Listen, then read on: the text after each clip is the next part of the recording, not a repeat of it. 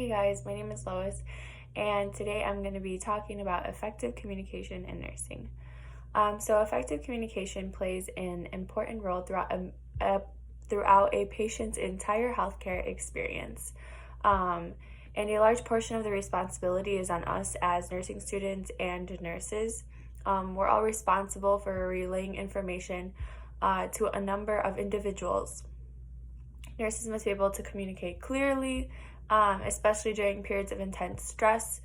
And we have to have good written and verbal communication in nursing in order to for everything to go smoothly. So we first have to establish good communication. We as nurses, we possess a tremendous amount of medical knowledge and clinical expertise. Yet our greatest challenge and perhaps the most vital task is communication. And every step of the way, from patient intake all the way to discharge and beyond, communication is involved, and a nurse must communicate well to provide comprehensive care. A 2014 research paper called Communication in Nursing Practice found that nurses who display courtesy, kindness to their patients through both not only their actions but their words as well, are generally more successful in establishing a good rapport. The paper also suggested that nurses must go beyond simply just being nice. You have to go beyond that, and you have to communicate with the patient and show them that you actually care. So we need to approach every patient-nurse interaction with an intent to understand. So we have to understand the patient's concerns and experiences and what they're going through, and to truly be open to hearing the patient's input. So to do so, we as nurses, we must consider where and when to talk to patients. So nurses, we should all allow sufficient time for each patient, so we shouldn't rush.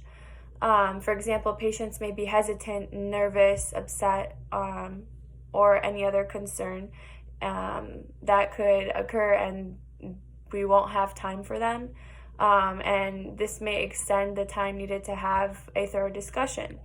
And that's a crucial mistake in nursing, because we have to give time to our patients. Patients, they may find a rushed conversation to even be rude.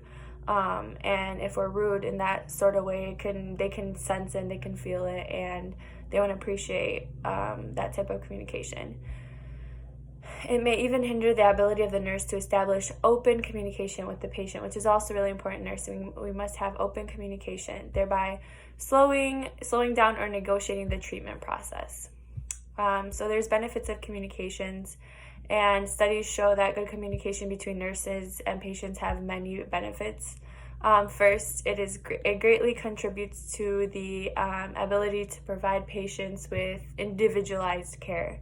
And then second, patients, they feel like they're receiving all the nurse's attention during an interaction, are more likely to open up and disclose their feelings and tell their symptoms quicker to the nurse or the healthcare professional. And then thirdly, interpersonal communication, it can satisfy the needs of the patient outlined in Maslow's hierarchy of needs, which is also really important. And then finally, research shows that communication in nursing not only benefits the patients themselves, but also the nurses, us as nursing students and future nurses as well. Nurses who communicate well with their coworkers tend to see improvement in the relationship with other healthcare providers, and they tend to witness improvement in morale as well as job satisfaction.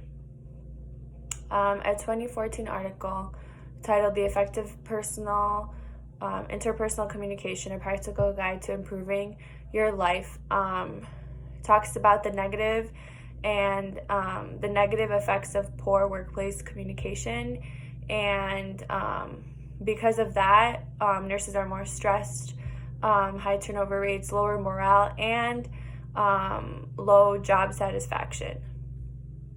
So we have to learn to communicate.